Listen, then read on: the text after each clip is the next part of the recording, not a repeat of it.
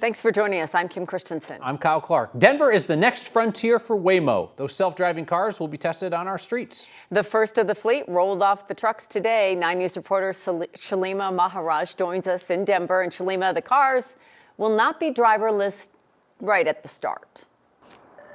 No, they will not. There will be somebody behind the wheel, and that's because Waymo says that it has to thoroughly test out its vehicles on the road before it can actually begin offering those trademark driverless rides. Waymo, meet Denver. This car is all yours with no one up front. Waymo already has fully autonomous fleets in San Francisco, LA, and Phoenix, where ASU professor Andrew Maynard is based. They're doing it as a test case to spend several months just seeing how their cars behave. What remains to be seen is how the cars will do with the Colorado winter. This is when they're going to be gathering as much data as possible to see sort of how the cars cope, how the algorithms which they designed to enable them to cope in these weather conditions thrive or don't. The company says their cars have already spent years testing in Michigan, upstate New York, and Sierra Nevada. I don't think people have anything to be worried about when it comes to the safety of these autonomous vehicles, but I think they should be asking questions. There have been issues along the way. Earlier this year, Waymo recalled over 1,000 cars because of faulty software that could cause them to crash.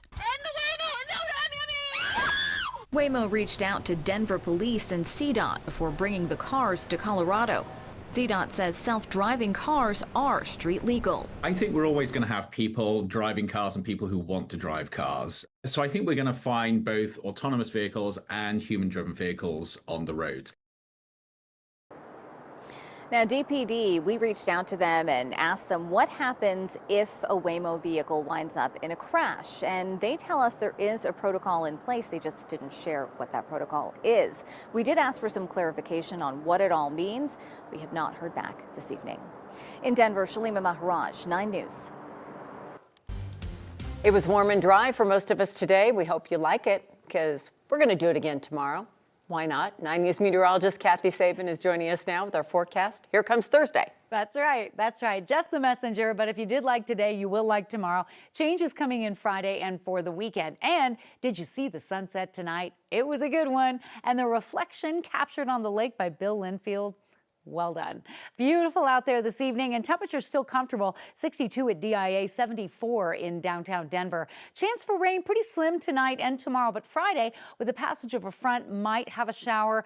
A better chance on Sunday, a 20 to 30% chance of a late day shower or storm. And yeah, the Broncos play the home opener, their first football game of the season in town on Sunday. So watching that forecast very carefully. A little moisture in the form of high clouds coming into western Colorado. Otherwise, pretty boring, pretty quiet out there.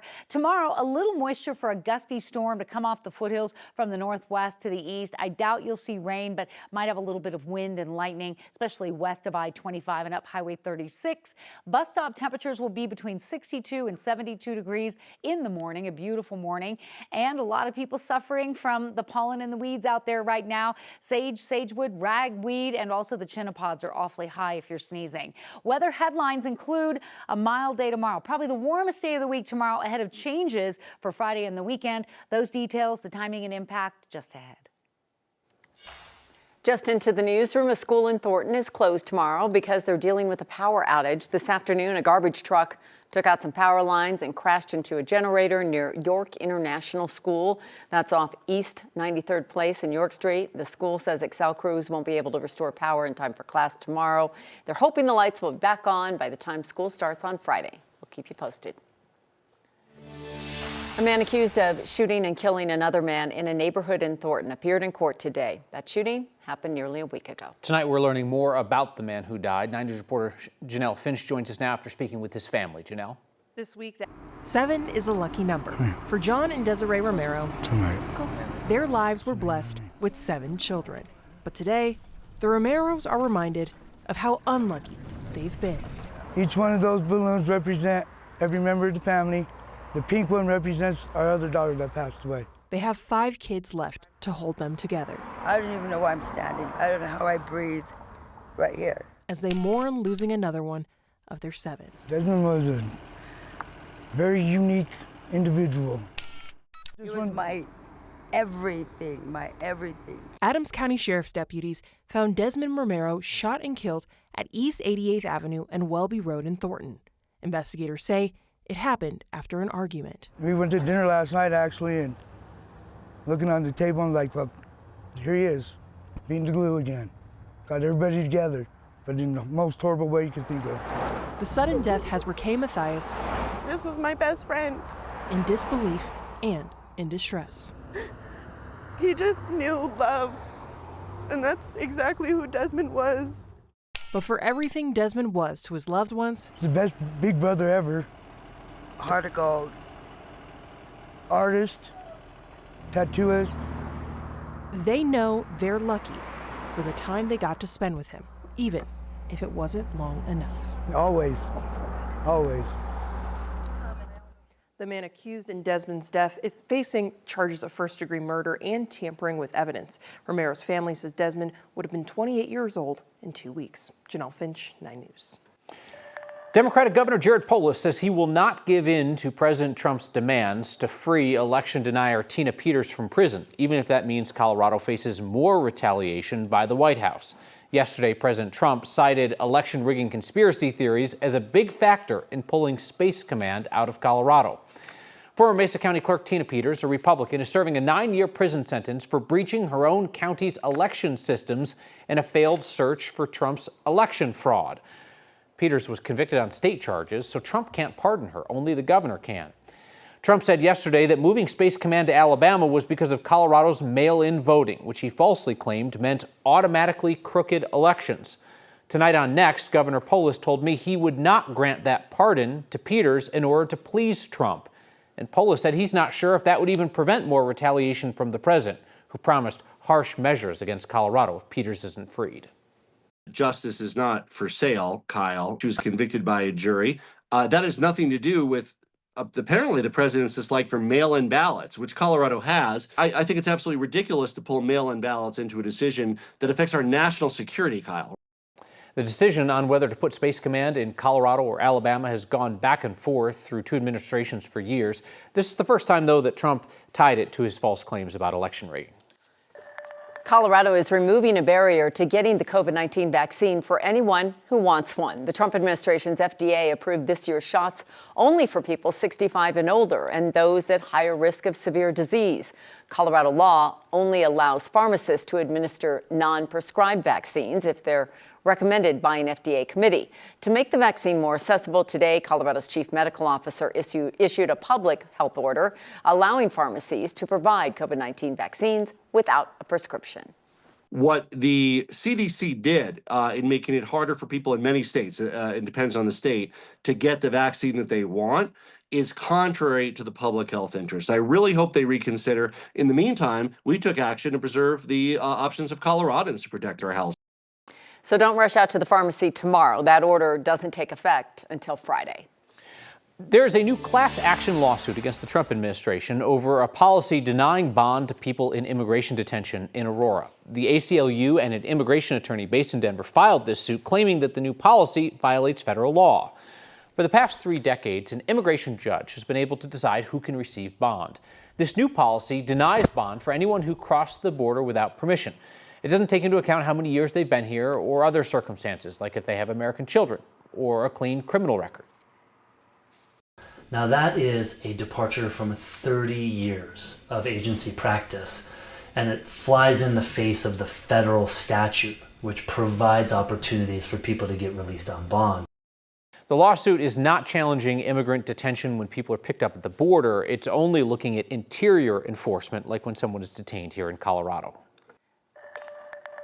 Loveland's only overnight homeless shelter is set to shut down at the end of the month, and the city is struggling to figure out how to handle losing beds while keeping people off the streets. The South Railroad Facility Shelter opened in spring of 2023. It was in response to a camping ban the city council passed the year prior. At the time, a state law required cities that imposed camping bans to have available shelter space. After a recent U.S. Supreme Court ruling, that's no longer required. So last month, the city council talked about changing their camping ordinance to take out the requirement to have available beds. That did not pass. And last night they discussed another plan to address the city's homeless issue. It would have put a measure on the November ballot asking voters to approve a sales tax increase to fund a solution to the issue. That too failed, with some council members calling it just too vague and others saying it lacked the necessary urgency. This is a long-term plan, and we need a short-term plan. On the 30th of September, we're going to close the railroad facility, and 50 people are going to be put out on the streets. The city says the shelter was always meant to be temporary. It's not clear what enforcing the camping ban would look like if more shelter options don't open up. Denver police have launched an internal investigation after an officer gave a high-speed escort to a DJ last month. The ride happened August 8th when a member of the Gorgon City DJ duo posted video of an officer driving him from DIA downtown, lights activated so he could get to a show when he was late. The officer's body camera was not on during the ride. The DPD Civilian Oversight Board says it only learned about the case after we reported on it on Next last week. DPD is now declining to answer questions, citing an ongoing investigation. It wasn't a criminal pursuit, it was something else, and so it requires a great deal of approval from the department. It's not clear if this officer violated policy by not activating the body camera. The escort decision aside, we're told this investigation could take months. Tomorrow, CSP is running their first commercial chain enforcement check of the season on I-70 near Dotsero. It's happening just days after chain laws took effect across Colorado. Last season, CSP ran weekly enforcement checks on truckers. Troopers handed out nearly 1,400 tickets, plus more than 250 for everyday drivers who got themselves stuck or crashed without good tires or chains. They caught a $657 fine. We've all seen why troopers crack down on the problem. There's the minor spinouts, but it doesn't matter. The mountain passes can sometimes be shut down for hours. In addition to hills and curves and all of that, sure, you have those in any mountains, but you also have a corridor that is the lifeline for tourism here in our state. It's also the way that people who live along the corridor get to and from work and to and from home. It's also the main corridor for moving commerce. The chain law is in effect through May. There are a few changes this year for truckers and buses. You can find out more about that on the web version of this story on 9news.com.